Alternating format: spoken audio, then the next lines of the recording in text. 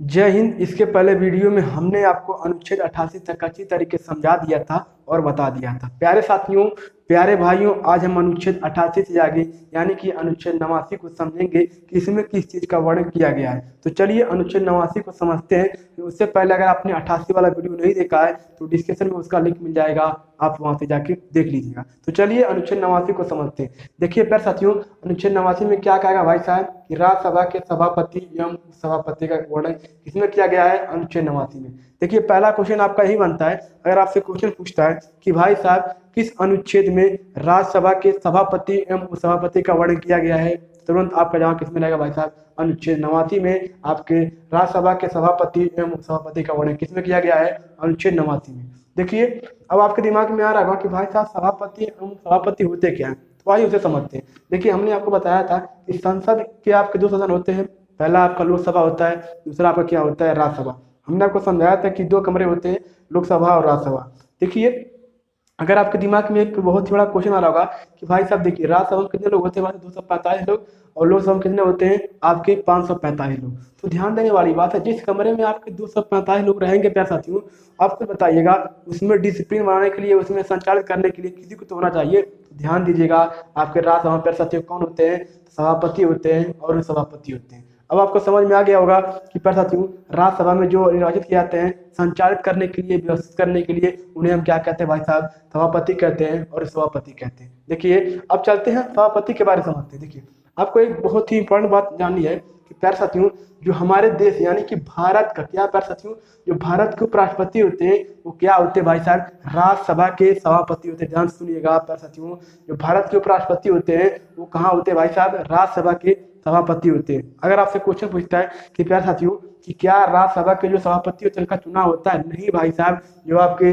उपराष्ट्रपति होते हैं उनको निर्वाचित क्या कहा गया था भाई साहब, उनको निर्वाचित किया जाता है आपके राज्यसभा के सभापति पद के लिए। ध्यान से सुनिएगा, सभापति जो आपका पद होता है उसके लिए भाई साहब किसको, उपराष्ट्रपति जो होते हैं उनको निर्वाचित किया जाता है। आई होप कि आपको समझ में आ गया होगा। देखिए अब नेक्स्ट समझिएगा कि भाई साहब जो आपका सभापति होते हैं वो संसद के सदस्य नहीं होते। ध्यान सुनिएगा, ना ही प्यारे साथियों और राज्यसभा के सदस्य होंगे, ना ही प्यारे साथियों और लोकसभा सदस्य होंगे। ध्यान से सुनिएगा प्यारे साथियों, जो संसद के सदस्य होते हैं वो भाई साहब कहाँ से आते हैं, आपके उपराष्ट्रपति होते हैं जिन्हें राज्यसभा का सभापति बनाया जाता है। लेकिन ध्यान से सुनिएगा भाई साहब, वो आपके राज्यसभा के सदस्य नहीं होते हैं या लोकसभा के सदस्य आपके नहीं होते हैं। तो आपके दिमाग में आ रहा होगा कि भाई साहब आखिर में जब सदस्य नहीं होते हैं तो यहाँ के सभापति कैसे बनते हैं। तो ध्यान सुनिएगा प्यारे साथियों, मैं आपको डेमो देना चाहता हूँ। जब आप स्कूल टाइम में थे तो ध्यान देने वाली बात है कि आपके क्लास में एक 20 लोगों का ग्रुप रहता था, उसमें आपका एक मॉनिटर होता था। क्या भाई साहब, आपका प्यारे साथियों एक मॉनिटर होता था।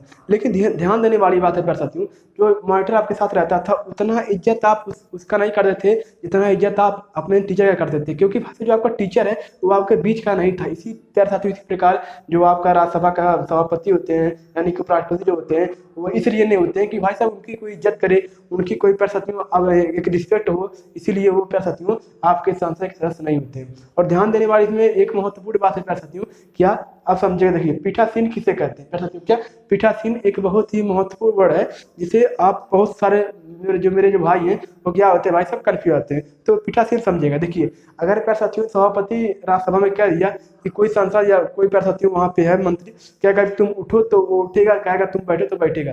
ध्यान देने वाली बात है, कहने का हमारा मतलब है कि सभापति क्या होता है भाई, राज्यसभा का सबसे पावरफुल इंसान होता है, सबसे पावरफुल व्यक्ति होता है कि अगर उसने कह दिया, मान लीजिए कोई व्यक्ति भाषण दे रहा है, कहेगा नहीं तुम चुप हो रहे तो उठा तुमको फेंकवा देंगे। तो ये सब पावर किसी के पास है भाई साहब, आपके सभापति के पास है।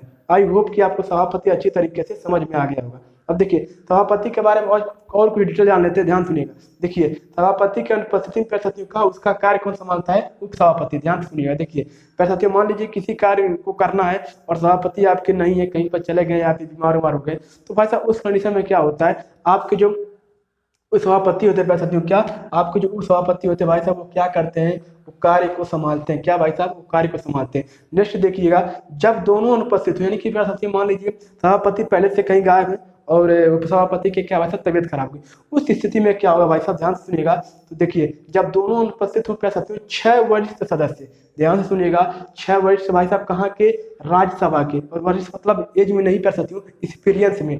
मान लीजिए कोई व्यक्ति 4 बार से कर साथियों क्या राज्यसभा का सदस्य बनना है। तो आपको पता होना चाहिए कि राज्यसभा के जो सदस्य होते हैं उनका कार्यकाल भाई साहब एक बार कितना होता है, 6 साल का। तो 4 बार हुआ 6 यानी कि कर साथियों उसके पास 24 साल का एक्सपीरियंस है, यानी कि 24 साल का उसके पास क्या भाई साहब तजुर्बा है। तो ध्यान से सुनिएगा, जब दोनों अनुपस्थित हो कर साथियों तो 6 वरिष्ठ सदस्य क्या होते हैं भाई साहब, राष्ट्रपति, जिन्हें कहेगा वह भाई साहब कार्यकाल संभालेंगे, क्या आपके राज्यसभा के, क्या भाई साहब आपके राज्यसभा का कार्यकाल संभालेंगे, जिन्हें राष्ट्रपति कहेगा। अब देखिए नेक्स्ट समझिएगा भाई साहब, देखिए सभापति भाई साहब क्या देगा, सभापति देखिए क्या भाई साहब जिसे हम उपराष्ट्रपति भी कहते हैं। और भाई साहब ध्यान सुनिएगा, वह त्याग पत्र, क्या भाई साहब त्याग पत्र किसे देता है, तो आपके राष्ट्रपति को देता है। क्या देखिए सभापति जो होता है वो अपना भाई साहब क्या त्याग पत्र किसे देता है, वो राष्ट्रपति को देता है। और देखिए उप सभापति किसे देता है भाई साहब अपना त्याग पत्र, तो भाई साहब सभापति को देता है। देखिए मैं आपको अलग से वीडियो बना दूंगा, सभापति को हटाने के लिए कर सकती हूँ एक महाभियोग लाना पड़ता है, उससे क्या होता है सभापति को मतलब एक